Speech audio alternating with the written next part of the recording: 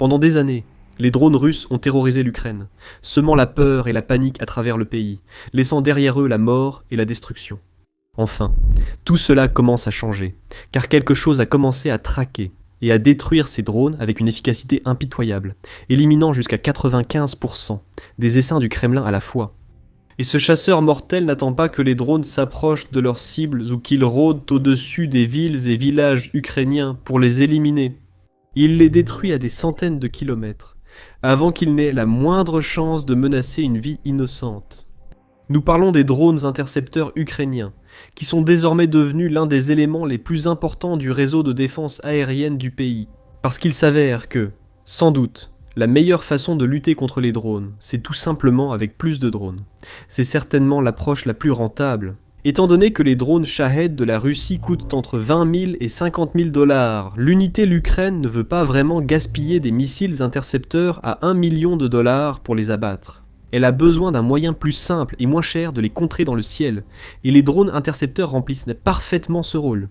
Beaucoup de ces drones ne coûtent que quelques milliers de dollars à fabriquer, mais ils sont conçus de manière si intelligente qu'ils peuvent facilement et efficacement éliminer des drones bien plus grands et plus coûteux. Le Sting par exemple, qui est produit par une entreprise appelée Wild Hornet, coûterait entre 1000 et 2500 $ par unité. C'est extraordinairement bon marché, ce qui pourrait amener certains à penser qu'il ne peut pas vraiment être efficace dans un scénario de combat réel. Mais la conception du Sting en fait un véritable cauchemar pour les drones russes.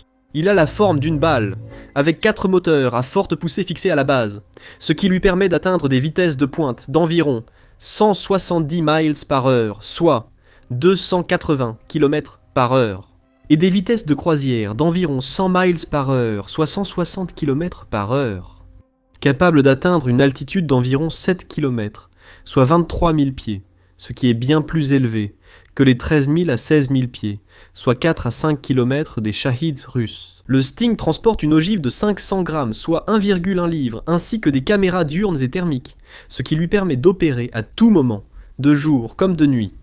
Et même s'il n'a qu'une autonomie de 15 minutes et une portée de 37 km, soit 22 miles, l'Ukraine a réussi à utiliser le Sting pour atteindre des cibles à une distance de 500 km, soit 310 miles. Tout cela est possible grâce au Wild Hornet Vision Control, un système numérique de vidéo et de télémétrie qui permet au Sting de fournir à la fois une vidéo de haute qualité et un contrôle à faible latence, même à de très grandes distances. Cela transforme en fait ce qui serait normalement un intercepteur de type FPV à courte portée relativement rudimentaire en un atout de défense aérienne longue portée beaucoup plus puissant et précieux. Cette technologie a été mise à l'épreuve et a brillamment réussi début avril 2026, lorsque des rapports ont fait état d'un seul pilote ukrainien, surnommé Hulk, ayant abattu 2 Shahed russes à une distance de 500 km. C'était la première fois dans l'histoire que cela se produisait. Jamais auparavant un drone intercepteur n'avait réussi à frapper et éliminer ses cibles à une distance aussi éloignée de son opérateur. Grâce à ses compétences et son expérience, Hulk a guidé le Sting à travers des conditions complexes pour détruire ses cibles. Même si la Russie avait tenté de le contrer, elle n'aurait eu aucune chance, car il était à des centaines de kilomètres, en sécurité. Hulk est un membre de l'unité de drones Bulava, qui a joué un rôle clé dans la guerre des drones et a publié en ligne une déclaration sur la frappe. L'unité a affirmé qu'il ne s'agit pas simplement d'un incident isolé, mais du début de quelque chose de nouveau, un déploiement massif de drones intercepteurs létaux, opérant à des distances extrêmes, éliminant leurs cibles avec une précision chirurgicale et une impunité totale. Cela pourrait tout changer. Les équipes de drones ukrainiennes et l'industrie des drones du pays, en évolution rapide, ont déjà inversé la dynamique de la guerre en leur faveur. Les défenseurs de Kiev disposant d'un arsenal de véhicules aériens sans pilote, UAV, de plus en plus diversifiés et redoutables parmi lesquels choisir. Mais beaucoup de ces drones ont une portée limitée. Ils ne peuvent parcourir que des distances relativement courtes, ce qui signifie que leurs pilotes et opérateurs doivent souvent être assez proches, ce qui les expose au risque d'être repérés et ciblés par les Russes. Si toutefois les équipes de drones pouvaient me surveiller et protéger d'immenses zones situées loin des centaines de kilomètres, au lieu du rayon habituel de 20 à 30 km, ils pourraient saturer le ciel d'essaims d'intercepteurs, prêts à intervenir contre toute menace russe qui oserait entrer dans leur champ de vision. Mieux encore, cette tactique n'impliquerait qu'un minimum de personnel au sol, réduisant ainsi le risque de pertes humaines au strict minimum. C'est une stratégie révolutionnaire, et l'Ukraine en tire déjà pleinement parti, comme l'a confirmé une fois de plus Hulk lui-même. Une vidéo fascinante publiée sur la chaîne YouTube officielle des forces de défense ukrainiennes montrait l'opérateur en action, répondant aux questions d'un intervieweur tout en pilotant des drones à distance. Au cours de l'entretien, Hulk déclare que son unité est opérationnelle depuis l'été 2025 et qu'elle utilise des drones intercepteurs depuis novembre de la même année. En l'espace de quelques mois seulement, cette unité a réussi à neutraliser environ 200 cibles, dont 184 Shahids. Parfois, plusieurs jours peuvent passer sans qu'aucun drone ne soit détruit. D'autres fois, cependant, l'unité se lance dans une véritable chasse aux drones. Hulk précisant que leur record actuel est de 20 drones éliminés en une seule journée, dont 17 abattus en seulement 1h30. Il explique à quel point c'est un exploit important. Il est extrêmement difficile d'atteindre ce genre de chiffre aujourd'hui. Il faut viser précisément l'ogive pour la détruire en vol, afin que seul le moteur, normalement non explosif, atteigne le sol. Hulk poursuit en disant qu'environ 90% des succès de l'unité consistent à faire exploser les ogives des drones en l'air, afin de minimiser la quantité de débris pouvant tomber sur les zones habitées. Ils peuvent utiliser les Sting et d'autres intercepteurs pour percuter les Shahids et d'autres drones russes, mais cela risque de faire tomber des débris et ogives explosives sur des habitations, véhicules et structures au sol. Les pilotes ukrainiens doivent donc être extrêmement prudents lorsqu'ils choisissent le moment d'attaquer. Un Shahid pourrait ne pas exploser. Il pourrait tomber et toucher quelqu'un ou une maison. Ainsi, nous tentons aussi de le laisser passer au-delà des zones habitées. Heureusement, les opérateurs sont aidés par la réactivité des intercepteurs, qui leur permet de les lancer en seulement 30 secondes. En vol, grâce aux caméras diurnes et thermiques, les pilotes traquent facilement les cibles, suivent les Shahids et bénéficient d'un flux constant de données en temps réel de leurs drones pour orienter leurs actions. Les Shahids ont très peu de moyens d'échapper à ces intercepteurs. Comme mentionné précédemment, ils volent généralement à des altitudes d'environ 45 km au-dessus du sol, mais les intercepteurs ukrainiens opèrent à des altitudes encore plus élevées, leur offrant une vue plongeante dégagée sur leur cible alors qu'ils filent à travers le ciel. Les intercepteurs sont suffisamment rapides et agiles pour rattraper même les drones russes les plus rapides. L'équipage de Bulava a confirmé qu'ils ont déjà réussi à intercepter au moins une variante Shahid à réaction, qui est généralement capable d'atteindre des vitesses de pointe allant jusqu'à 600 km/h, soit 370 miles par heure. À cause de cela, des opérateurs comme Hulk ont presque l'impression d'être des super-héros, en utilisant leurs compétences pour éliminer les menaces russes et protéger leur peuple et leurs infrastructures. Est-ce que je me sens comme un super-héros ? Oui. Parce que je comprends que la vie de nombreux civils dépend de moi et de mes frères, de nos actions et de nos résultats. C'est ça qui motive. C'est ça qui fait aimer son travail. L'équipage a ensuite tenu à faire particulièrement l'éloge du Sting, soulignant son haut niveau de fiabilité et d'efficacité, même dans des conditions difficiles. Ils ont fait leur preuve de façon exceptionnelle. Nous n'avons absolument aucune plainte. Nous les avons utilisés par moins 30 degrés. Sur 10 sorties, nous atteignons environ 95% de réussite. Au maximum, nous perdons un drone sur 10. Mais le Sting n'est qu'un des nombreux types de drones intercepteurs dans l'arsenal ukrainien.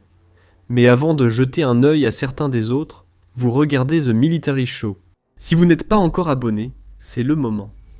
Alors que la Russie utilise principalement une poignée de drones, l'industrie de défense ukrainienne, en pleine évolution, compte aujourd'hui des milliers d'entreprises, dont des centaines développent activement de nouvelles technologies de drones. Cela inclut une gamme diversifiée d'intercepteurs, comme le P-1 Sun par exemple. L'un des drones les plus évoqués à la disposition de Kiev, le P-1 Sun est fabriqué par l'entreprise Skyfall. Il est assez similaire dans sa conception au Sting, avec une forme caractéristique en forme de balle, et il a la capacité de croiser à des vitesses d'environ 300 km/h, soit 185 miles par heure. Mais il peut aller beaucoup plus vite si nécessaire, jusqu'à 450 km/h, soit 280 miles par heure, ce qui est suffisamment rapide pour rattraper la majorité des drones ennemis. À un prix de seulement $1000 par unité, le P-1 Sun est tellement peu coûteux à fabriquer. Skyfall affirme pouvoir en produire jusqu'à 50 000 chaque mois, et ce n'est qu'un modèle d'une seule entreprise. Il y en a beaucoup d'autres. La Strela par exemple, de WeDrones, est classée comme un intercepteur de défense aérienne à propulsion de type fusée. Elle peut atteindre des vitesses d'environ 350 km/h, soit 220 miles par heure, et elle a une portée allant jusqu'à 28 km, soit un peu plus de 17 miles. Elle transporte 500 grammes de charge utile, soit 1,1 livre pour neutraliser aisément presque tout drone ennemi lors des affrontements. De nombreux drones utilisent le GPS pour naviguer et atteindre leurs cibles, ce qui les rend vulnérables à la guerre électronique. La dernière version du Strela ne dépend pas du tout du GPS face à la guerre électronique, mais utilise à la place un système de communication plus avancé et résistant au brouillage. Tout comme le Sting et le P1 Sun, le Strela est peu coûteux à fabriquer, avec un prix unitaire moyen d'environ 2300 $, et il est facile à produire en grande quantité. WeDrones en fabrique actuellement environ 100 chaque jour. Il y a aussi le Zerov 8, d'une entreprise appelée Forthlow. Un peu différent de la plupart des autres intercepteurs, ce drone décolle verticalement, puis passe en vol horizontal une fois en l'air, de manière similaire à un aéronef à 4 rotors en mode croisière. Il a une portée opérationnelle de 20 km, soit 12,5 miles, et une vitesse maximale de 326 km/h, ou 202 miles par heure. Il exploite également la puissance de la technologie IA, ce qui lui permet d'identifier et de se verrouiller automatiquement sur Shahid, sans intervention manuelle du pilote. Avec ses caméras thermiques et sa petite mais redoutable ogive, il peut facilement faire tomber Shahid du ciel. L'Octopus remplit un rôle similaire, le fruit d'un effort conjoint entre Eucharist Spec Systems et Project Octopus. Ce drone intercepteur possède un rayon d'action impressionnant de 30 km, 18,5 miles, une autonomie de 15 minutes, et une vitesse de pointe de 300 km/h, 185 miles par heure. Il transporte également une charge utile plus importante que la plupart des autres, atteignant 1,2 kg, soit 2,6 livres. Avec la reconnaissance d'images par IA et le guidage terminal automatique, ce drone, comme le Zerov 8, est semi-autonome. Un pilote peut l'aider à se diriger lors de la phase de décollage initial et de recherche de cible, mais une fois qu'il a trouvé un Shahed ou un autre drone à éliminer, l'IA peut prendre le relais et terminer la mission avec une exécution parfaite. Et l'armée d'intercepteurs de l'Ukraine ne cesse de devenir plus forte et plus diversifiée avec le temps. En mars 2026 par exemple, le ministère de la Défense du pays a annoncé le déploiement de nouveaux drones Jedi chasseurs de Shahed, dotés de cadres légers, compacts mais résistants, de 4 moteurs électriques puissants et de batteries haute capacité. Ils peuvent rester en vol plus longtemps que les autres modèles. Pesant seulement 4 kg, soit 9 livres. Le Jedi est équipé de charges utiles de 500 grammes et peut atteindre des altitudes d'environ 20 000 pieds, soit 6 km au-dessus du sol.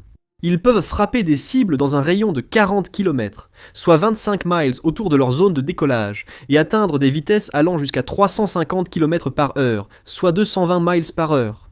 Le Jedi s'appuie également sur un équilibre sain entre l'intervention humaine et la technologie pour rechercher et détruire ses cibles. Des équipes de contrôle gèrent la trajectoire et le ciblage, tandis que les radars transmettent en temps réel des données aux drones pour localiser et cibler rapidement les drones ennemis dès qu'ils entrent dans sa portée. Comme d'autres intercepteurs, le Jedi est équipé de caméras à imagerie diurne et thermique pour fonctionner de jour comme de nuit. Et sa puissance explosive permet de détruire non seulement les Shahed, mais aussi les drones Gerin, Gabera et les plateformes de surveillance Zala et Supercam. Plus d'argent devrait arriver dans l'industrie de défense ukrainienne dans les prochains mois, notamment via le prêt de 90 milliards d'euros, 105 milliards de dollars, que l'Union européenne prévoit d'envoyer à Kiev. Les intercepteurs du pays deviendront aussi plus intelligents, puissants, rapides et meurtriers à mesure que la guerre continue.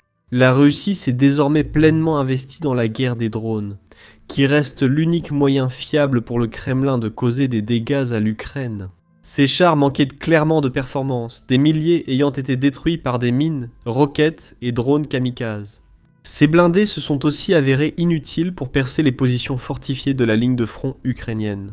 Et ces escouades d'assaut suicidaires, désormais généralement composées de 15 à 20 nouvelles recrues sans expérience, sans soutien et sans aucune idée de ce qu'elles sont censées faire, continuent d'avoir un impact presque nul sur les gains de terrain, ou la progression de la machine de guerre du Kremlin vers ses objectifs déclarés. Les drones sont le dernier coup de dé pour le président Vladimir Poutine et ses commandants. Ils causent plus de pertes en Ukraine que toute autre arme et ont permis à la Russie de détruire ou endommager des infrastructures ukrainiennes, comme des sous-stations et centres logistiques. C'est pourquoi le Kremlin a intensifié la production de ces drones, injectant des fonds dans les usines de fabrication et produisant des quantités toujours plus importantes de Shaheds et d'autres drones d'attaque, dans l'espoir de submerger son adversaire. Pendant un certain temps, Les analystes craignaient que cette stratégie fonctionne, car avec plus de drones dans le ciel, même le réseau de défense aérienne de pointe de l'Ukraine finirait par céder sous la pression. Elle serait contrainte d'épuiser ses stocks limités de missiles intercepteurs, gaspillant des millions de dollars de matériel simplement pour défendre ses territoires et protéger sa population. Et au final, même si elle pouvait neutraliser 80 ou même 85% des menaces ennemies, il en resterait suffisamment pour causer des dégâts graves et durables. Heureusement, l'Ukraine a une fois de plus prouvé que ses détracteurs avaient tort et a renversé une situation qui semblait impossible, et tout cela grâce à ses drones intercepteurs. Ils permettent aux défenseurs de Kiev de contrer les essaims russes de la manière la plus rentable et la plus efficace, non seulement en éliminant la majorité des drones ennemis, mais aussi en les neutralisant loin des villes et villages ukrainiens, là où ils n'ont aucune chance de causer des dégâts importants. Et chaque fois qu'un drone est abattu, cela représente des dizaines de milliers de dollars du Kremlin qui partent en fumée. Pris isolément, ce n'est pas grand-chose. Mais toutes ces pertes s'additionnent, et avec une économie russe de plus en plus critique, le pays ne peut plus se permettre de gaspiller des fonds et ressources pour si peu de résultats. Ce n'est pas viable à long terme, et malgré ses fanfaronnades et ses rodomontades, Poutine le sait. Pour l'Ukraine, cependant, l'équation est bien plus avantageuse. Employé. Un drone à 2000 $ pour neutraliser une menace de 50 000 $ est une victoire majeure, quel que soit l'angle.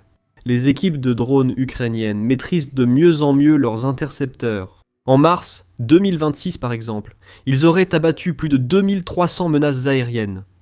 C'était 55% de plus que le mois précédent. Si l'Ukraine maintient ce rythme, elle pourrait bientôt abattre des milliers de drones de plus chaque mois, neutralisant la plus grande menace dont dispose encore la Russie.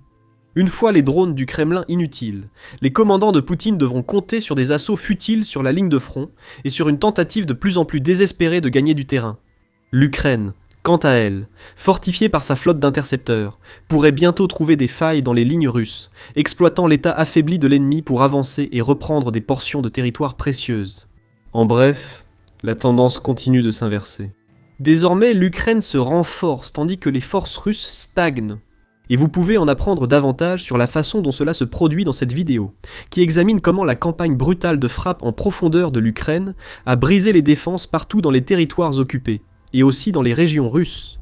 Sinon, regardez cette vidéo pour découvrir comment l'Ukraine améliore ses défenses aériennes d'autres manières, créant des boucliers invisibles mais impénétrables autour de ses petites et grandes villes et de ses infrastructures vitales. Et si vous souhaitez voir plus de vidéos comme celle-ci, et rester informé des dernières innovations militaires, des percées stratégiques et des événements décisifs sur le terrain, en Russie et en Ukraine, abonnez-vous à The Military Show dès aujourd'hui.